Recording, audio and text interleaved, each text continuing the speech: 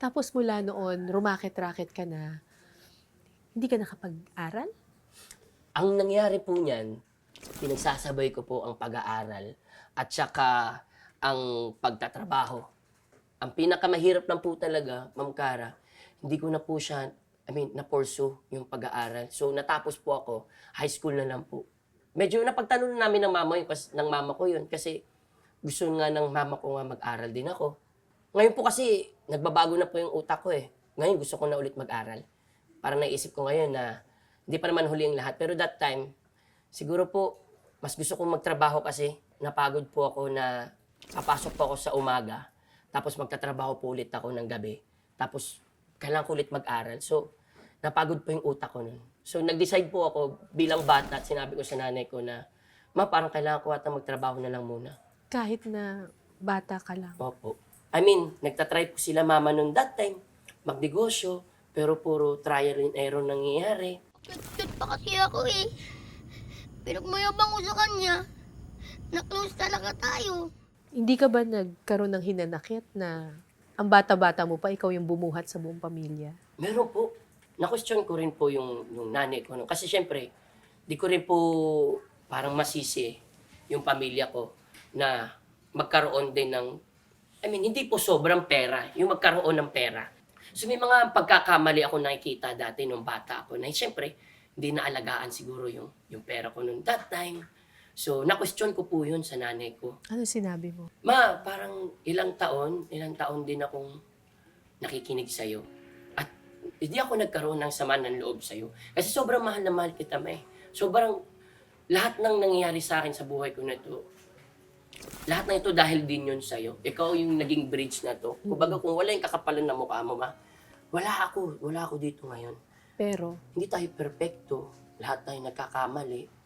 Pero sana, ma, bigyan mo ako ng pagkakataon na magkaroon din ako ng boses para sa akin, para sa mga kapatid ko, at para din sa iyo, ma. Kasi syempre, hindi naman din panghabang buhay na palagi tayong malakas, at gusto ko na din ipagpahinga din si mama kasi sa dami ng ginagawa niya sa bahay. Gusto ko na siyang maging house mom na lang at ako na bahala dito. hindi ka ba napagod no na parang 12 years old pa lang ako, nagtatrabaho na ako? Pagod din, ma'am. Napagod din, ma'am. Pero, yun nga po, mas... Sabang yung mga kaklase ko naglalaro, ganyan, tas ako nagtatrabaho. Opo. Naisip mo ba yon? Diyos ko, ma'am, ang laro sa akin nun, maswerte na lang makapaglaro ako sa labas eh. Pero naging playground na lang sa akin talaga, trabaho na lang. Pero masaya naman ako. Masaya naman ako sa kung ano man yung naging playground ko. Kumbaga wala naman akong hinanakit po doon. Parang feeling ko po, Ma'am Cara, nabuhay po ako dito sa mundo na to.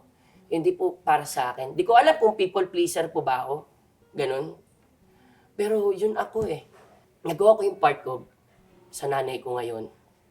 At alam ko, bilang isang anak, wala namang, hindi matatapos yun, yung responsibility ko sa pagiging isang anak. Kasi walang katumbas ang pagiging isang ina eh. So ngayon, nung sinabi ko sa nanay ko yun, nilaan ko yung focus ko sa mga anak ko naman. Ilan na ba anak mo ngayon? 3 po. Yung panganay ko po ngayon, nasa akin po. Kasi magkasama po kami ngayon, magka-live-in po kami ngayon. Pero yung dalawa ko pong anak, nasa Amerika po ngayon yung panganay ko. Yung bunso ko nandito naman, pero soon pupunta rin sa Amerika para mag-aral. Yun po yung napagkasunduan. Yun po yung partner ko po kasi ngayon. Tapos yung napagkasunduan din namin ni Angeline, na doon na muna yung anak ko. Sa Lola US. at Lola, oo. Pero sinusuportahan mo Opo, sinusuportahan ko yung po dalawa yun. mong anak. Opo. Kaya po ako trabaho ng trabaho ngayon. Kaya sila po yung dahilan. Kaya hindi po ako natitigil, di napipirmi. Kasi kailangan. Kasi kailangan. So pagkatapos mong buhayin yung nanay, tatay at mga kapatid mo, ngayon Ito naman yung anak mo. Opo. At mas na-excite po ako ngayon. Ito. Ngayon kasi, mas masaya yung purpose ko ngayon kasi parang inaalagaan ko rin po yung sarili ko. Parang yung mga anak ko, nakikita ko silang ako. Na parang kung ano yung mga hindi ko nagawa nung anak ako, nung bata pa ako, gusto ko mangyari sa kanila. Kaya nga po, lagi kong sinasabi sa mga anak ko, maging masaya lang kayo. Dalawa lang pwede nating maging option, maging malungkot o maging masaya. So anak, kung ikaw yung nalulungkot, okay lang yun. Pero meron pang isang option, Maging maging masaya. masaya. At hanapin natin yung way na yun para maging masaya.